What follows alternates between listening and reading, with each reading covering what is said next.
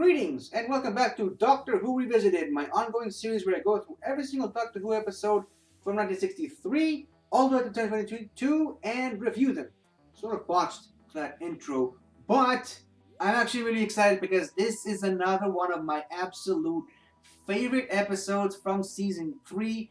And I said earlier on this very same series, I think season 3 is the weakest of the Hartnell full seasons, I should say, but the highs are just so high and the lows are just so incredibly low that this season is just so inconsistent. But given the fact that I think that this is the worst season in the William Hartnell era, it sometimes has episodes like this, the Celestial Toymaker. And again, another missing episode. What was the deal with throwing out all the good episodes? I understand throwing away episodes like The Savages, or The Massacre of St. Bartholomew's Eve, or The Reign of Terror, in my opinion. But what was the deal behind throwing away this episode of all things? It's just... Anyways, so this episode introduces us to one of the best characters from Doctor Who ever, the Celestial Toymaker, played by Michael Gough, which some people might actually recognize as being Alfred from the Tim Burton Batman movies. Okay, now here's the thing. Elephant in the room. I get it. I know. It's an incredibly racist looking character. I understand that. It's got yellow face, and it's got the outfit and the painted eyebrows, and just... I get it. That's how they made Doctor Who back in the 60s, okay? Sometimes these things happen. Underneath the surface, though, is a really, really great character with an amazing, amazing story that unfortunately is almost unwatchable because it's missing, but I believe that the reconstruction effort for this episode specifically is actually really, really well made. First of all, again, another elephant in the room. This is another one of those cases where they were working with what they had at the time. William Hartnell, mostly a no-show for this episode because of his waning health and because it was getting consistently more and more difficult for him to learn lines. He spends a bit of the first part of the episode invisible and just, a disembodied voice because it's easier for him to do so without actually physically being on set. And even, I believe, if you actually watch some of the episodes from the arc, the immediate previous episode, William Hartnell was struggling to get through some of those scenes. He was panting and wheezing through some of those episodes, and he still soldiered through like the proper actor that he was. But I think making him invisible for the majority of the episode and really only relying on his voice, and for the most part, just his hand, was a genius move by the writers. Again, this is how you write for the actor, and not with the massacre. Do something like this. And I believe at this point there's a different producer, which may mean that it's a different showrunner. I'm not really 100% sure how rules for these things were back in the 60s, but you can tell the quality significantly jumped up from, say, The Massacre to this episode. And I will still defend the arc till my dying breath, but this is the first episode of a new producer, and honestly, the production value for the episode just shot through the roof. This is just amazing. The costume design, the set design, the ideas and concepts explored, the props, everything, a massive, massive step up that unfortunately we can't see because it's missing, but whatever. Just the ideas of the Celestial Toymaker, an immortal, omnipresent, omnipowerful being that just snatches people from time and space and uses them as playthings, and just the concept of, if you lose, you stay as my toy forever. If you win, I get destroyed and have to start all over again. It's a really, really great concept to explore. I loved that. And just the individual games that the companions were put through, this is one of those episodes where I would actually defend the companions to a degree, because again, William Hartnell was off being a disembodied hand, moving game pieces from one side of the board to another, couldn't really participate in the physical games. So unfortunately, the responsibility is squarely on the shoulders of Stephen and Dodo again. But this is one of the people who actually do defend them. They actually do work for me because of the scenario they're put in and because of the writing, not necessarily because I like the characters. And again, I feel bad for Peter Purvis and for Jackie Lane. They played the characters the best way they could. It was just the writing was not there for these characters. I'm sorry, but I loved the game with the clowns. The clowns were basically cheating the whole time, and it perfectly encapsulates the character of the Celestial Toymaker to a T.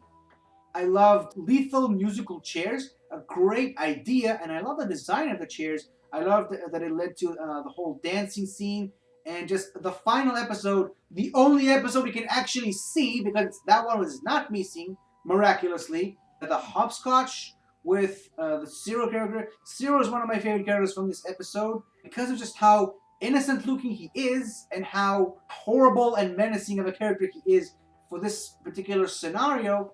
And just the actor playing him, I apologize, I can't remember the actor's name at the moment, but just the performance he gives for this character is out of this world. Like, it's through the roof how good of an actor that guy is, and just the fact that like 3 or 4 actors and one, or I suppose 3 actors and 1 actress played all the different characters. Just costume swiping from the clowns to the King and Queen of Hearts to the Sergeant and the Cook. That's a great use of a limited cast, but also the concept itself, because they're toys that the toy maker can use whenever he likes. So it's only natural that they look the same every time he pulls them out of his toy box and uses them again. But yeah, I love that Cyril basically, his cheating ended up being his own demise. I love it when things like that happen in Doctor Who. Eventually, the good guys win, I suppose. One thing that I don't think gets enough of attention is just the fact that at the end of each episode, each individual part of the serial, the riddle that was given earlier in the episode is splashed across the screen for people to read. If you can read that fast before the credits start to roll, I love that. And this is another great thing that I love about the William Hartnell era specifically, is that they had gimmicks like this every once in a while. Forgot to mention about with the massacre, mainly because I talked way too long about that episode for my comfort. But every episode opens with just showing that artwork and then showing the name of the episode. There's another gimmick in the next episode we're about to talk about, which I won't spoil at the moment. But it falls it falls in line with the William Hartnell era, making these gimmicks and taking risks with the episodes. The chase, I believe, had as every episode open with like that animation of the TARDIS flying around what appears to be the time vortex, and the dark spaceship also following them. A lot of the other Doctor Who episodes do that in this particular era specifically, and I just love the way they do that. It really makes most of these serials feel special and unique. And I have a few more episodes that use gimmicks like that to talk about, but I think we just need to talk about some final thoughts about the episode. I love how the Doctor outwits the Toymaker by playing by the Toymaker's own rules, manipulating the game to fit the way he wants to play. And this actually touches on a sort of untapped potential that Time Lords have, apparently, is that they can change their voice to sound like someone else. I don't know if that's really what was going on here, but longtime Doctor Who fans would know that Roger Delgado's Master did that a lot during the John Pertwee era, changing his voice to sound like the Brigadier, and I think maybe the Doctor at one point. So yeah, apparently that's a hidden skill that Time Lords can do. Who knew? But it's displayed very well in this episode. It really saddens me that we never got to see the Celestial Toymaker again in the series. on the television show, I should say.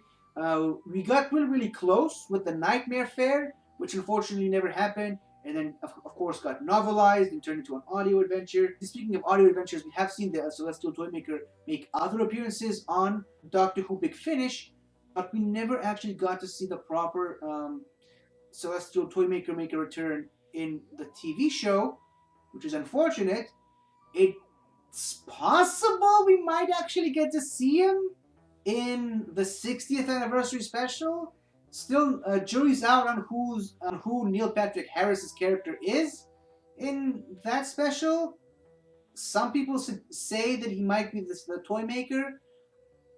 I would love it if that's the case. I don't know if that is the case, but at this point, at the recording of this video, we've got about a year to wait. So we've got about a year to speculate on who this guy could be, and if we'll ever actually get to see, physically see, that is, the Celestial Toymaker make a return to Doctor Who. Anyways, I love the way the episode ends with a big cliffhanger. The Doctor takes one of the sweets that was left behind by Cyril, and something happens to him. We don't know what it is. We don't know what happened, but I gotta be honest. When I watched it for the first time years and years ago, when I saw this for the first time, I was one of those people that was under the impression that the Doctor was poisoned by those candy. Imagine my surprise when I saw what actually was the case in the next episode. What was it? I'm not going to reveal that because that's a spoiler. So I'll save that for the next installment of Doctor Who Revisited, where we talk about the Gunfighters. Finally, we're back to a not missing episode in the season. Ugh. I can complain all day about these, so let me just wrap up this review and move on. Please let me know what you thought about this episode. I loved it. Again, it's another case of one of those. This season really inconsistent.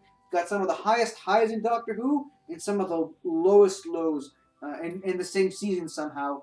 And it's weird how these things happen sometimes, especially in Doctor Who seasons.